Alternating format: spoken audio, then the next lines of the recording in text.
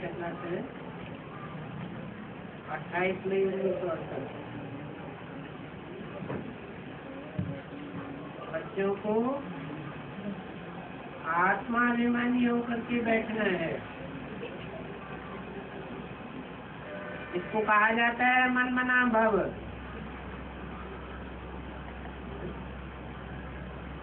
कैसे आत्माभिमानी होकर के बैठेंगे तो मन मना भाव कैसे हो जाएंगे?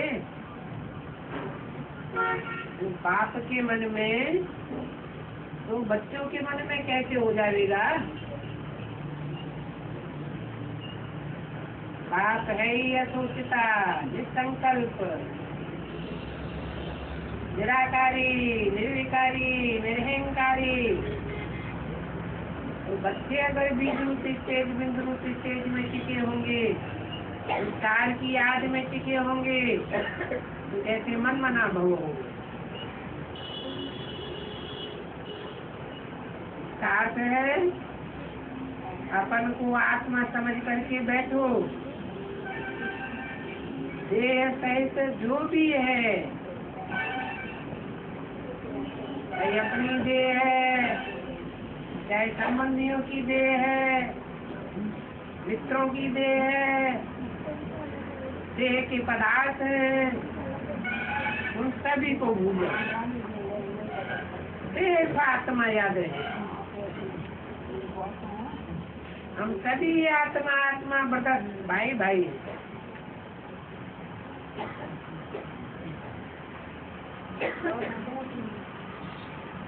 तुम लोग भाई जीवन का महत्व भी मनाते हो।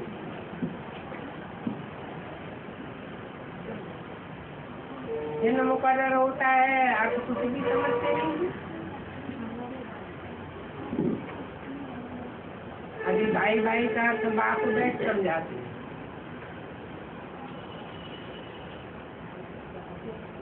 दीपावली के बाद भाई जो जाती है, सब आत्मा आत्मा भाई भाई हो जाते हैं।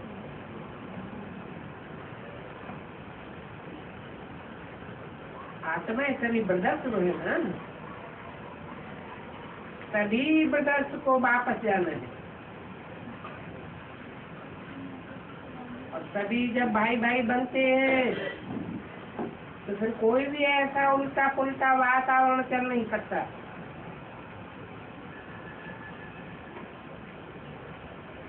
उल्टा पुल्टा वातावरण चलते ही है देह भाग में आने से।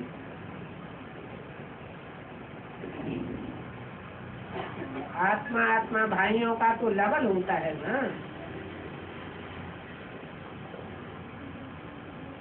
जो भाई सतयुग में आकर के देवता पद पाते हैं, तो उन देवताओं में कितना प्यार होना चाहिए। बाप ने समझाया है, भाई बहन के रूप में भी देखा गया, क्रिमिनलाई छोड़ती नहीं है,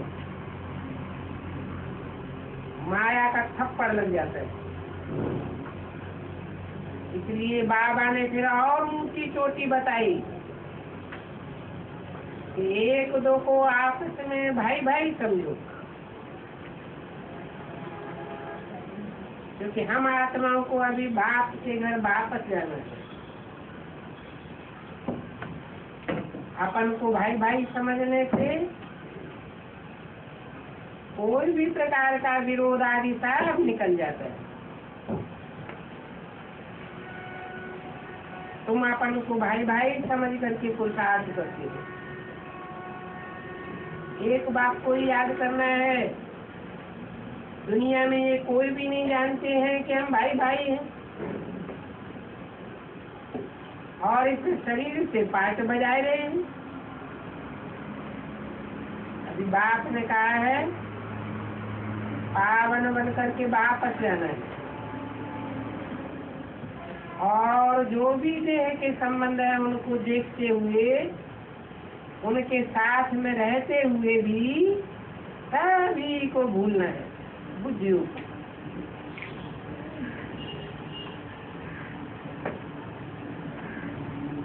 तो स्मृति की बात में पहले है फर्स्ट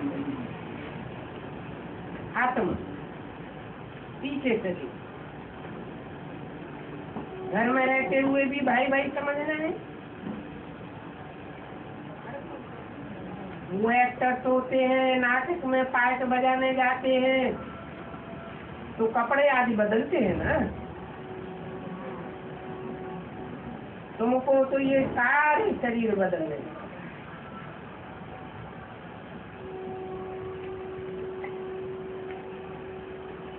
इस रंगमंच पर तुम कितने शरीर बदलते हो? तुम सभी भाई भाई ठहरे, एक दिन की तो बात नहीं, परंतु भाई भाई बनने में टाइम लग जाता है। अपन को आत्मा समझे, भाई भाई समझे, बाप को याद करो तो सारे विकल्प विनाश।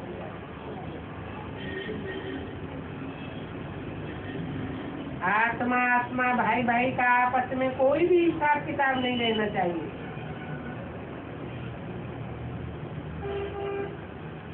पुराना हिसाब किताब सब चुकती। पुरानी दुनिया में जो भी कर्म भोग का हिसाब किताब है वो सब चुकती हो जाएगी।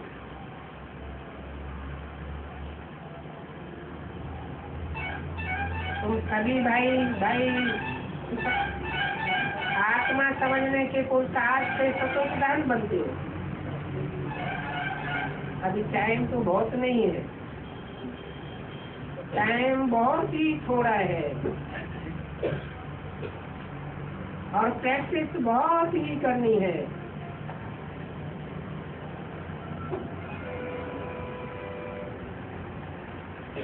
समझो कोई बहुत टाइम भी दे, परंतु अभी की अवस्था में शरीर छोड़ने से बहुत उत्तम जन्म तो नहीं मिलेगा। उत्तम जन्म पाने के लिए ही मनुष्य पुण्य आदि करते हैं। धर्मशाला हॉस्पिटल आदि बनाते हैं कि भगवान हमको इसका आया बजा देगा। ये समझने की सहज बातें हैं। ईश्वर अर्थ गरीबों को दान करते हैं।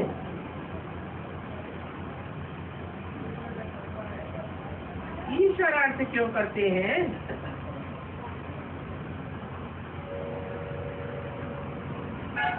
क्योंकि आखिरी में ईश्वर ही आकर के सबसे लेते हैं और तो कोई है नहीं गरीब जो श्रेष्ठ हो। गरीबों को दान देते हैं, नाम रखते हैं ईश्वर का।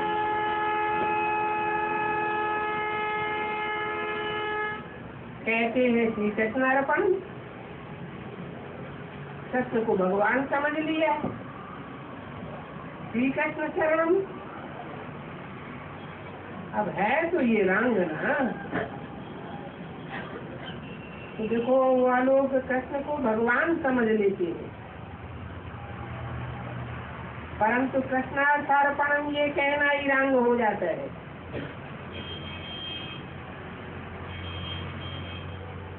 क्योंकि हिसाब किताब तो सभी शिव बाबा देते हैं। राम कृष्ण की आत्माएं तो खुद ही हिसाब किताब में बंधी रहती है। श्री कृष्ण तो पुनर्जन्म लेने वाला है। जो अच्छा काम करते हैं ईश्वर के अर्थ, तो उनकी बुद्धि ऊपर में चली जाती है। किसकी बुद्धि जाती है? जो अपन को आपस में बापना आत्मा भाई भाई समझते। एक शरीर होता है, आंखों से देखने वाली काम करने वाली आत्मा होती है। कहा भी जाता है महान आत्मा, पाप आत्मा। महान परमात्मा तो नहीं कहा जा सकता। महान आत्मा कहेंगे, पुण्य आत्मा कहेंगे। अगर परमात्मा सर्वव्यापी है तो पाप परमात्मा कहे ना। पाप आत्मा क्यों कहते हैं?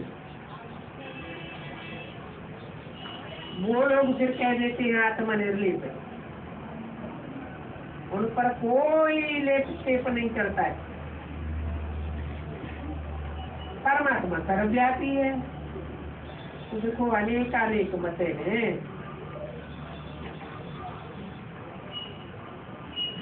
माथा को पत्थर बनाए लिए। बाप कहते हैं, मुझे बुलाते हैं कि हे परमात्मा आओ। तो मैं सर्वव्यापी कैसे हूँगा? सर्वव्यापी हूँ तो बुलाने की क्या जरूरत? कितना रंग अक्षर है सर्वव्यापी।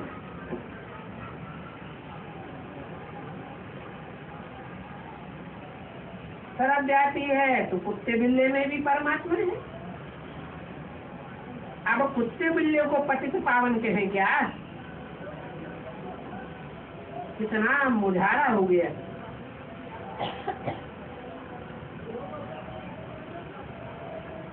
सारा सूत मुझा हुआ है। इतना मुझा हुआ ज्ञान का सूत है जो भगवान बाप के सिवाय कोई सुलझा नहीं सकता। बाप आकर के भक्ति का राज समझाते हैं।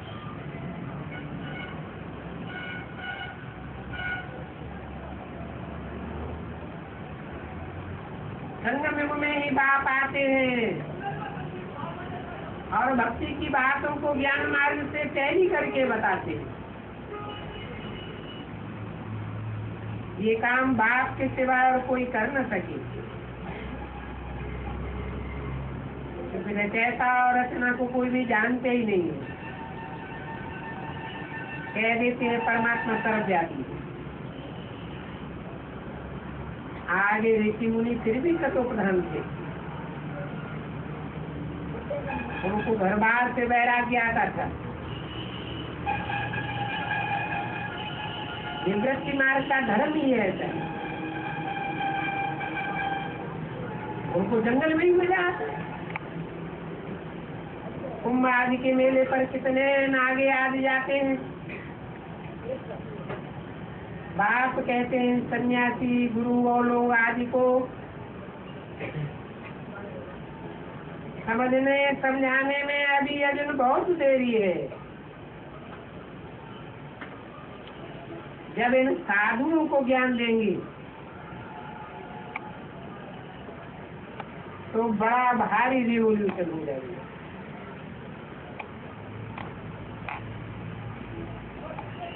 ये बड़े बड़े साधु सन्यासी जब निकलेंगे तो तुम्हारी जीत हो जाएगी।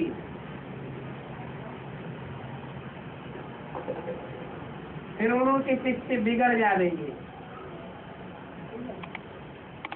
कहेंगे क्या जन्म जन्मांतर तुम हमको झूठी बातें सुनाते आए? क्योंकि ये है नंबर 1 भूल। एक भूल है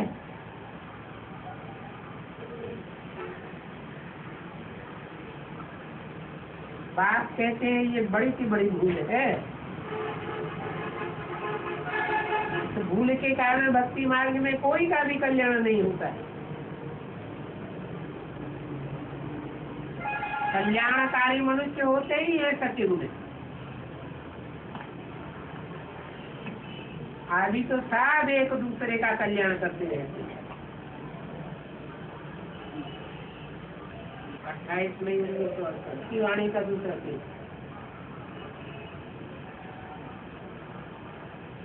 कल्याण करने वाले लोग होते हैं सत्युग में। कलयुग में होते हैं कल्याणकारी। समझने की बातें हैं। ये यूनिवर्सिटी है, कॉलेज कहो, पाठशाला कहो, और जो भी सत्संग है उनको पाठशाला नहीं कहेंगे, क्योंकि पाठशाला में तो अहम ऑब्जेक्ट होती है। यहाँ का अहम ऑब्जेक्ट है नर से नारायण जैसा बनना, मनुष्य को देवता बनाना।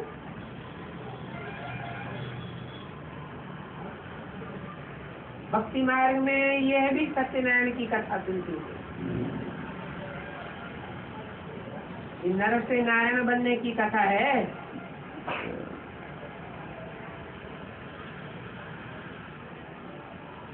वो कथा कब किसने सुनाई थी? बाप ने नॉलेज दी थी।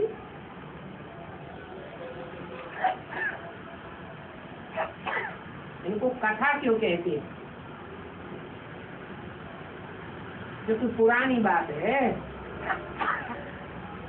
अभी तुम बच्चे समझते हो। गीता है सर्वशास्त्र में शिरोमणि, और गीता गाई थी भगवान ने। भगवान है ऊंच से ऊंच, भगवान आकर के ऊंच से ऊंच आदि सनातन देवी देवता धर्म की स्थापना करते हैं। भारतवासी अपने आदि सनातन देवी देवता धर्म को, कर्म को भूल गए। सतयुग में तो पवित्र गृहस्थाश्रम था, कलयुग में आकर सब अपवित्र बन पड़े। अभी पुकारते रहते हैं, हे पतित पावन आओ, हे सीताओं के भगवान, हम भक्त हैं, हमको आकर के पावन बनाओ। इन बेचारे भक्तों को ये भी पता नहीं है,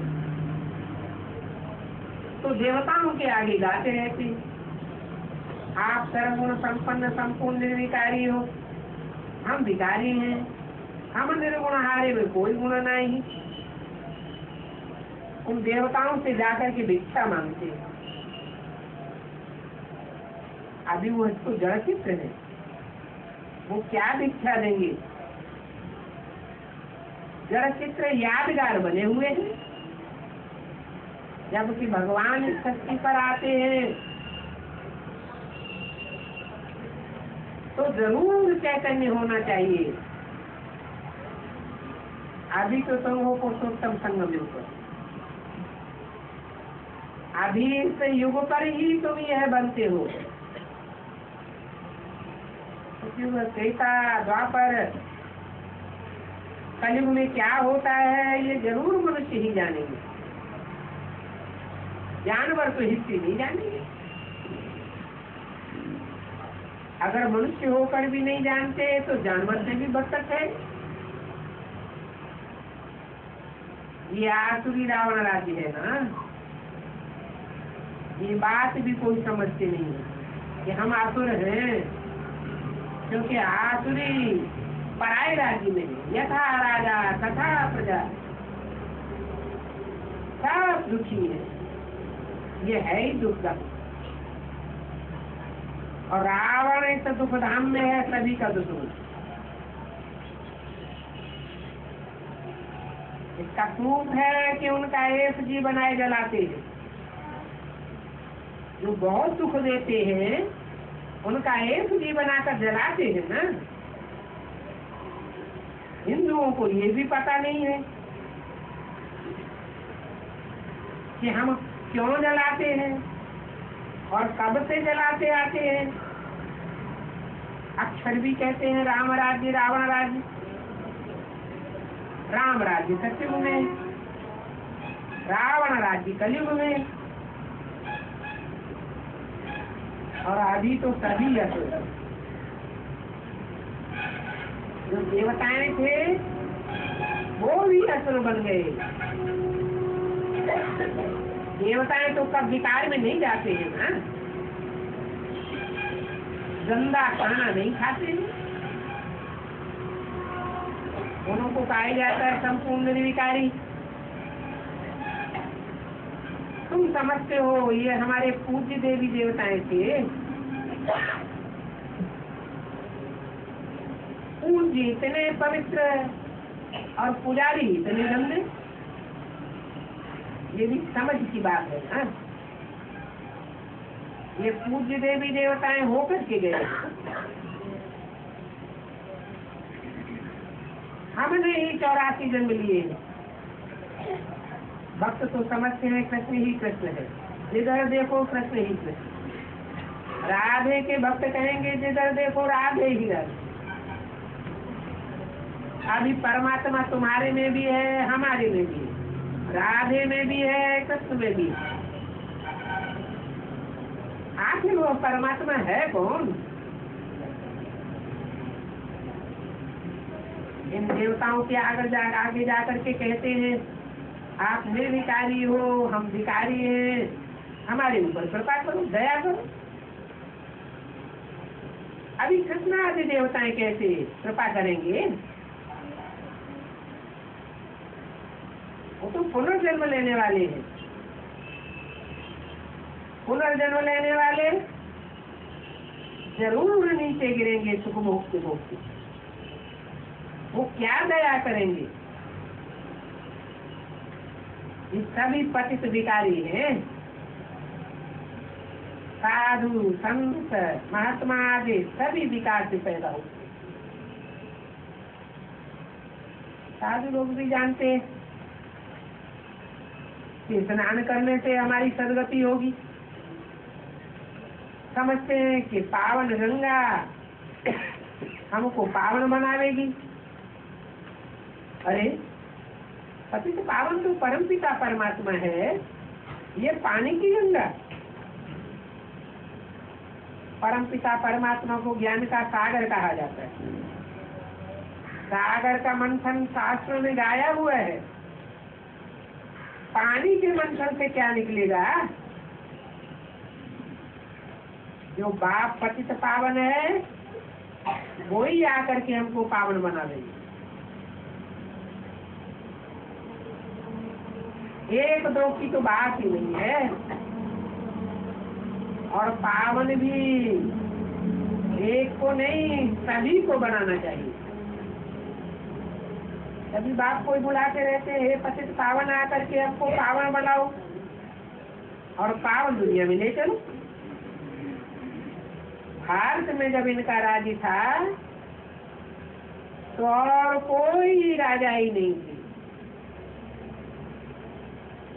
एक ही राजा का राज्य था। उनको कहते हैं देवी देवताओं का राज्य, त्रिवृत्ति मार्ग का राज्य।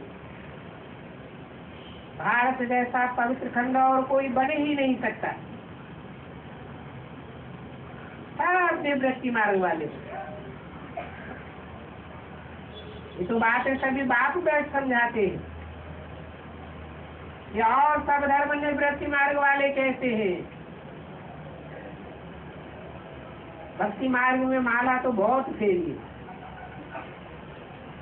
हर धर्म में माला फेरी जाती है।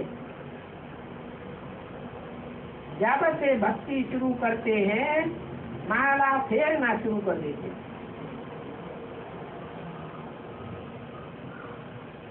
माला है संगठन की निशानी। ये माला रूपी संगठन भगवान ने ही आकर के बनाया था। सत्युग में थोड़ी ही माला की मिलेंगे। स्मृति तब आती है जब दुख होता है। सत्युग में तो दुख होता ही नहीं है। गायन भी है दुख में सुमिरन सब करें, सुख में करे न कोई। अभी तो रावण राज्य है। बाप ने जो आज सनातन देवी देवता धर्म स्थापन किया, उस धर्म का तो अभी नाम निशान भी नहीं। थोड़े से चित्र रह गए हैं। इसलिए ये ज्ञान प्रायः लोप हो गया है। ये जो चित्र सिर्फ रहे हैं वो शास्त्रों से नहीं बनाए गए हैं, शास्त्र तो बाद में बने हैं, पहले ये चित्र बनाए गए। शास्त्रों को भी झूठा करार कर दिया। कृष्ण कोई पतित पावन नहीं गाया जाता है, तो 84 जन्म लेकर के काम शिक्षा पर चढ़ करके सांवला बन गया। उनको कहा जाता है आयरन एज। ये दुनिया ही पत्थर बुद्धि होती है। पहले की दुनिया गोल्डन एज, फिर बाद में बने हैं पत्थर बुद्धि। फिर पार्थ बुद्धि बनाने के लिए बाप को आना पड़ता है। ये पत्थर बुद्धियों का संग ही बोरे, पार्थ बुद्धियों का संग तारे। 28 मई 1968 की वाणी का दिन रखी। और पारस बुद्धि बनाने वाला तो एक ही है, जन्म जन्मांतर है। परम पिता परमात्मा को याद करते आए हैं, जानते हैं नहीं। बाप बताते हैं परमात्मा यानी परमात्मा, वो है भी आत्मा, और तो कोई चीज नहीं है। बताओ तुम सभी आत्माओं का बाप कौन है? कहेंगे परम पिता परमात्मा। जो आत्माएं पतित बनी है उस परम पिता परमात्मा को याद करती है। वो परम पिता परमात्मा सदैव ही पूज्य है। उनको याद करते हैं कि आकर के हमको पावन बनाओ। कलयुग में सभी पतित हैं, कलयुग में एक भी पावन नहीं होता, सब पतित होते हैं। और सतयुग में होते हैं फिर सभी पावन, एक भी पतित नहीं होता। सभी को गति सदगति दे देते हैं बाप। पाप आत्माएं मनुष्य यह बात नहीं जानते हैं कि गति सदगति किसको कहा जाता है, मुक्ति किसको कहा जाता है। मुक्ति का अर्थ ही है छुटकारा। ऐसे छुटकारा दुख दर्द और अशांति से छुटकारा।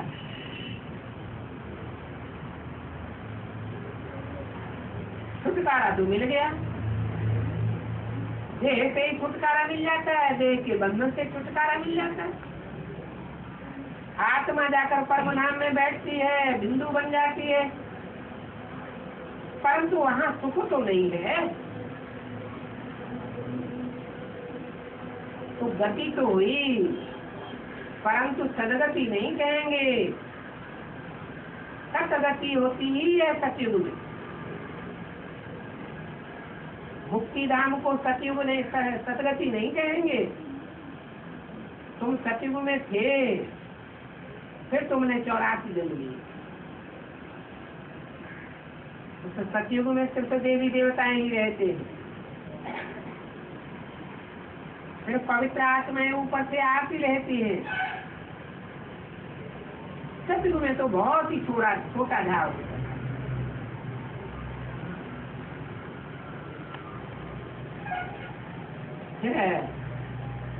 वृद्धि को पा करके कितना बड़ा झाड़ बन गया।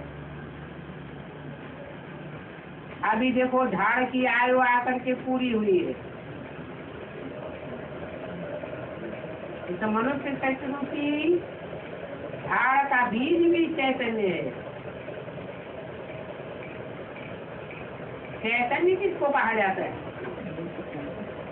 चैतन्य बोलते चालते को कहा जाता है। ये बीज ऊपर में रहता है। ऊपर का मतलब कोई पहाड़ पर नहीं रहता है, जैसे शंकर जी को कैलाश पर्वत पर दिखाई दिया है। ऊपर में होने का अर्थ है ऊंची स्टेज वाला है। उनको सभी बुलाते हैं, हे परमपिता परमात्मा। ऐसे नहीं कहते हे परमात्मा परमपिता, कहते हैं हे वृक्षपति। सारे मनुष्य संस्कृति वृक्ष का पति है।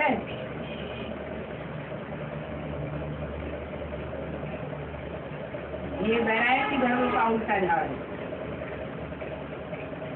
जो भी मनुष्य तुम देखते हो सभी पाठधारी, और जो जिसका पाठ होता है तो जरूर उसको नीचे आना पड़ता है। शरीर बिगड़ तो कोई पाठ बजा ही नहीं सकता। बाप कहते हैं मैं तो सदैव ऊपर में रहता,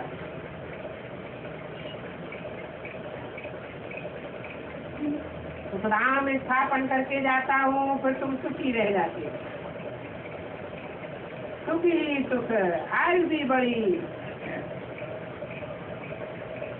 यह एक भारत खंड की बात है। उस समय भारत की आयु एवरेज 150 वर्ष रहती, क्योंकि वहाँ तुम सब पवित्र योगी थे, योग से पवित्र बने थे। ऐसे नहीं कि वहाँ योग सीखते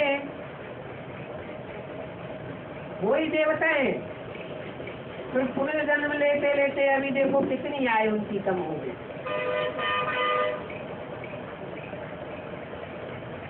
पुनर्जन्म लेने से सुख भोगते भोगते आत्मा की आयु कम हो जाती है। जन्म लिया फिर मर पड़ते। द्वापर कलयुग में आते आते तो अचानक काल खा जाता है। इसे कहते हैं मृत्यु लोग। सतयुग में काल होता ही नहीं है, वहाँ अचानक मृत्यु किसी की होती ही नहीं है। रावण राज्य तो अकाले मृत्यु भी नहीं।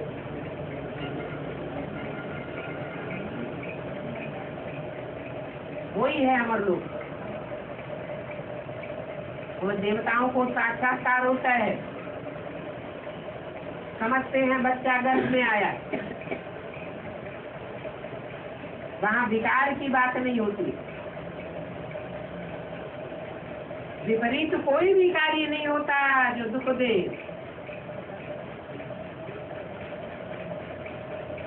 सत्युग में गर्भ भी महल होता है।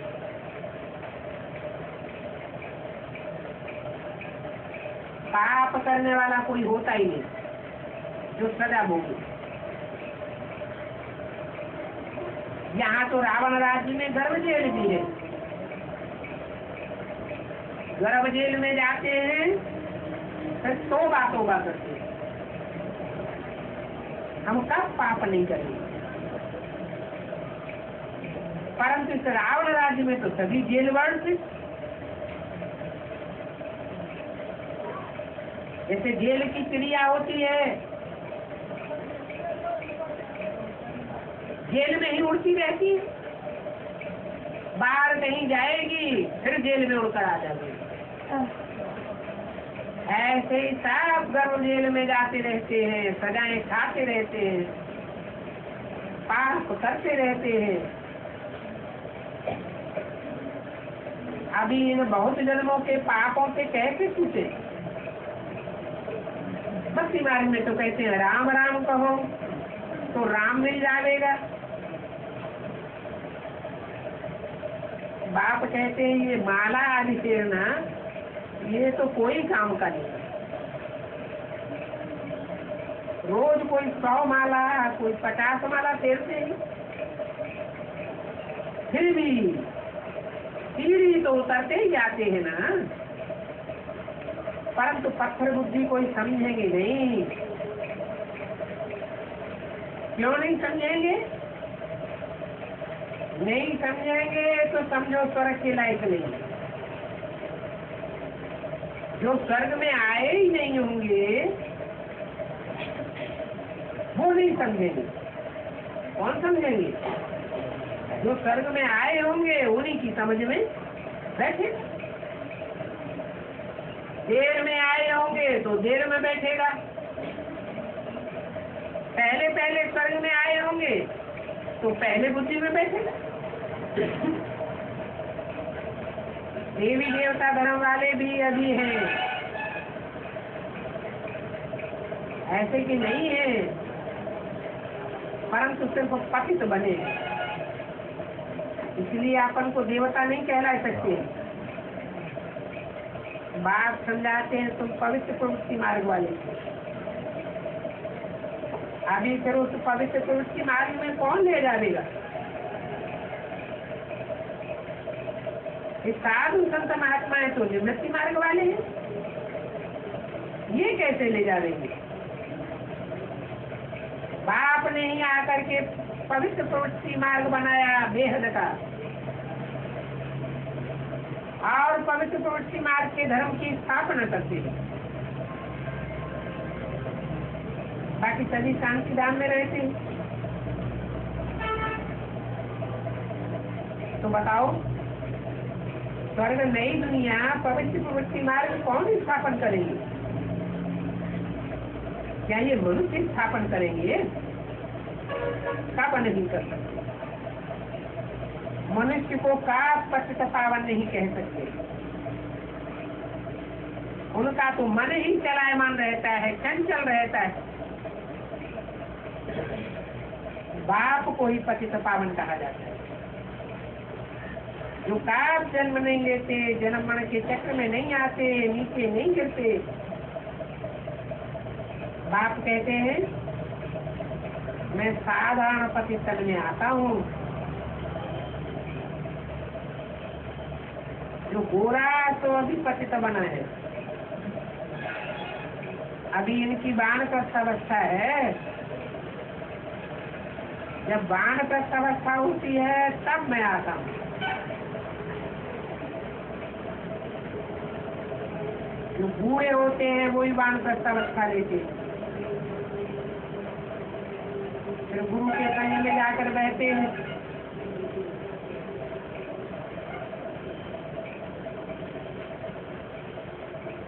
अच्छा है, ये भी सभी कुछ भूल गए। अब बताओ, अभी हमने गुरु कौन सा किया है? गृहस्थी गुरु किया है या सन्यासी गुरु किया है? सन्यासी गुरु हैं वो तो घर बार छोड़ जाते हैं। हमारी हम जिन माताओं को विधवा, बच्चों को आर्फन बना कर जाते हैं।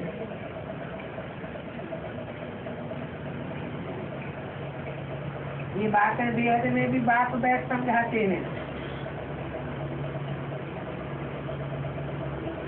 और कितनों को समझाते हैं।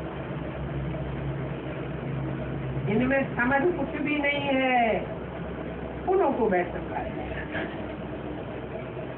वो सन्यासी तो घर बार छोड़ देते हैं, उनका धर्म ही अलग है, वो फिर भी ऐसे ही करेंगे। तुम भी बेसमझी से उनको अपना गुरु बनावेंगे। जिन्होंने विधवा और आर्फन बनाया है, इस समय तो सभी विधवाएं और आर्फन, क्योंकि कोई भी बाप को नहीं जानते। घड़ी घड़ी अनिच्छा बुद्धि में आते रहते हैं, गाते भी हैं ऊँचते उनके भगवान। अब ऊँच तो उसको बाप ही ठहरा ना। उनको कहते हैं हे बाबा आकर के पावन बनाओ। बाप कहते हैं मैं साधारण तन में आता हूँ, प्रकृति के बीच में प्रवेश करके तुमको ज्ञान देता हूँ। एक मैं ही हूँ जो ज्ञान सागर पतित पावन हूँ। मेरे में सारा ज्ञान है। ये सृष्टि चक्र कैसे चलता है, मनुष्य पतित से पावन, पावन से पतित कैसे बनती है, मैं बताता। रावण को असुर बनाते हैं, राम देवता बनाते हैं। इन सभी बातों को सिवाय तुम बच्चों के और कोई भी नहीं समझते। तुम बनते हो ब्राह्मण कुल के, विनायकी तो होती नहीं है। देवताओं की डायनेस्टी होती, ब्राह्मणों की डायनेस्टी नहीं होती, ब्राह्मणों की राजाई भी नहीं होती। अभी तुम बच्चे सेवादारी हो या राजाई में आ गए हो? सब सेवादारी है। अगर समझते हैं कि बाप हमको राजाई दे गए या ब्रह्मा बाबा हमको राजाई दे गए और दूसरों के ऊपर आर्डर चलाते हैं, तो राजाई उनकी चट हो जाएगी। जन्म जन्मांतर प्रजा वर्ग में आवेंगे या राजाई में आवेंगे? प्रजा वर्ग में चले जाते। 28/5 की वाणी करते था, ब्राह्मणों की राजाई होती ही नहीं। और तुम अभी हो ब्राह्मण चोटी, पहले शूद्र थे, अभी कुछ शूद्र से ब्राह्मण बने हो। रामानुसार तुमको बनना ही है। ब्राह्मण नहीं बनेंगे तो फिर तुमको पढ़ावेगा कौन? ब्राह्मण अर्थात ब्रह्मा जी होगा। ब्रह्मा के मुख से जो सुने तो ब्राह्मण। सन्यासियों से, मनुष्यों के मुख से सुने तो ब्राह्मण कैसे कहा जाएगा? पहले तो बाप की पहचान होनी चाहिए। भगवान हमको पढ़ाते हैं, भगवान कब शूद्रों को नहीं पढ़ाते? क्या कहा? क्या होता है? डबल मशीनरी है। पहले शूद्र पढ़ करके क्या बनते हैं? ब्राह्मण बनते हैं। उन शूद्रों को पढ़ाने वाला कौन है? ब्रह्मा के द्वारा। ब्रह्मा के द्वारा शूद्र पढ़ाई पढ़ते हैं तो ब्राह्मण बनते हैं। फिर ब्राह्मणों को बैठते बाबा शिक्षा देते। ये शूद्र तो देवता बन ही नहीं सकते, ब्राह्मण ही देवता बनते। और ब्राह्मण सब सेवाधारी है। ब्राह्मण का कोई के ऊपर अथॉरिटी नहीं चलावेंगे, राजाई नहीं चलावेंगे। बाप कहते मैं आया हुआ, अभी तुम्हारी राजाई स्थापन करने के लिए आया हुआ हूँ। अभी राजाई कोई स्थापन नहीं हुई है, राजधानी तैयार नहीं हुई है। ब्राह्मण ही देवता बनते हैं। बाप कहते हैं आया हूँ संगम पर, सभी को पवित्र बनाकर सच के आज पर्यंत का नालिश पढ़ाता हूँ। है ये बेहद की चीजों पर सत्य से लेकर कलयुगांत तक सारा चक्र तुम्हारी बुद्धि में, इसलिए तुम्हारा नाम पड़ जाता है सुदर्शन चक्रधारी। इससे तो तुम चक्रवर्ती राजा बन जाते। अभी तुमको पता पड़ा है ये कब और कैसे बने और कहाँ गए। अभी 84 जन्मों के अंत में आ गए हैं। कौन? ये लक्ष्मी नारायण 84 जन्मों के अंत के भी अंतिम जन्म में है और तुम्हारा भी अंतिम जन्म। आत्माओं का जो बाप है उनको तो आत्मा को जानना चाहिए ना। आत्मा भी अविनाशी है, बाप भी अविनाशी है। बात ही आकर क्या तुम पहचान? तुम किसको कहो भगवान आया है तो कभी नहीं मानेंगे। वो तो समझते हैं कुत्ते बिल्ले में भगवान होता है, तो फिर आवेगा कैसे? रावण राज्य में मनुष्य कितने भिखारी बन जाते, प्लानिंग करते रहते ईश्वर सर्वव्यापी। कुत्ते में है, बिल्ले में है, कुछ भी समझ नहीं है, बिल्कुल ही बेसमझ बन गए। विकार में गए और बेसमझी शुरू। यहाँ ज्ञान मार्ग में भी ऐसे होता है, भिखारी बने और बेसमझी शुरू हुई। रावण राज्य में बिल्कुल बेसमझ बन जाता। तुम्हारी भी रास्ता कटी होती रहती है, कभी इस पाले में और कभी उस पाला में चले जाते। तभी बाप आकर के समझदार बनाती है। तो 84 जन्मों के बाद वे समझ बन जाते हैं, गोरा और सांवरा, श्याम और सुंदर, काम सीता पर बैठ काले बन जाते हैं, फिर ज्ञान सीता पर बैठ सुंदर बनते हैं। ये बड़ी समझने की बातें हैं। संगम युग में टूटिंग पीरियड में भी इन बातों की गहराई को समझ सकते हैं। अगर किसकी बुद्धि और तरफ होगी तो मुरली के पॉइंट बुद्धि में बैठेंगे ही नहीं, क्योंकि स्वर्ग की राजाई उनकी तकदीर में ही नहीं। देवताओं की दुनिया में आने वाले जो होंगे उनकी छाट छूट होगी ना, छटनी तो जरूर होगी।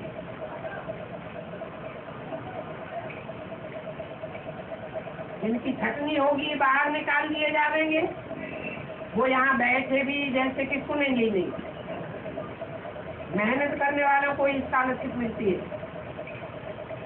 वो होते हैं 8 नवरत्न।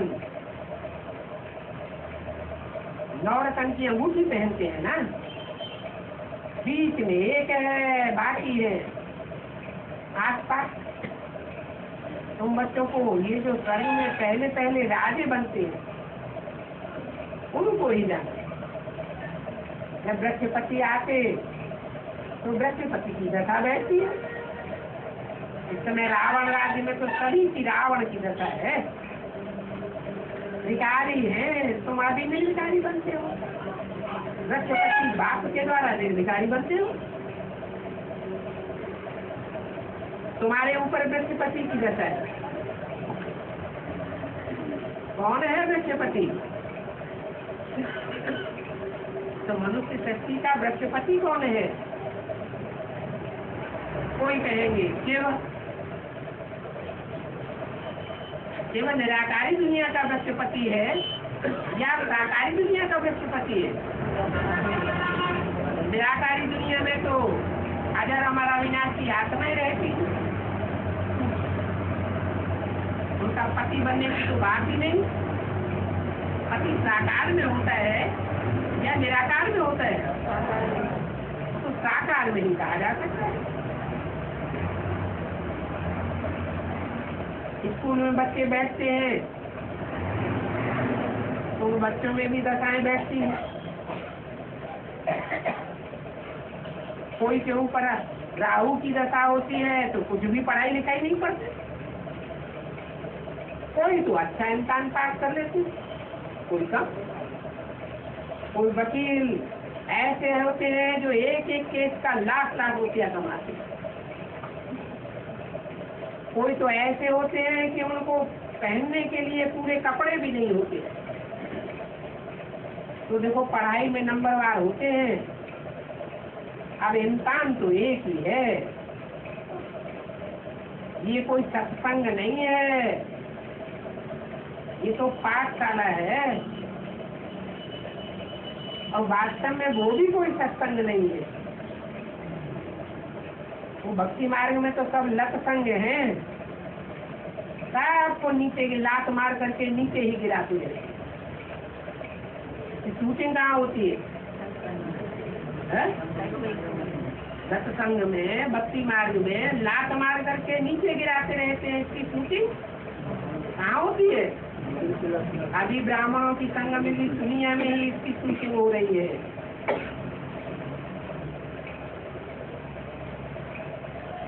तुम्हारी तो पाठशाला है।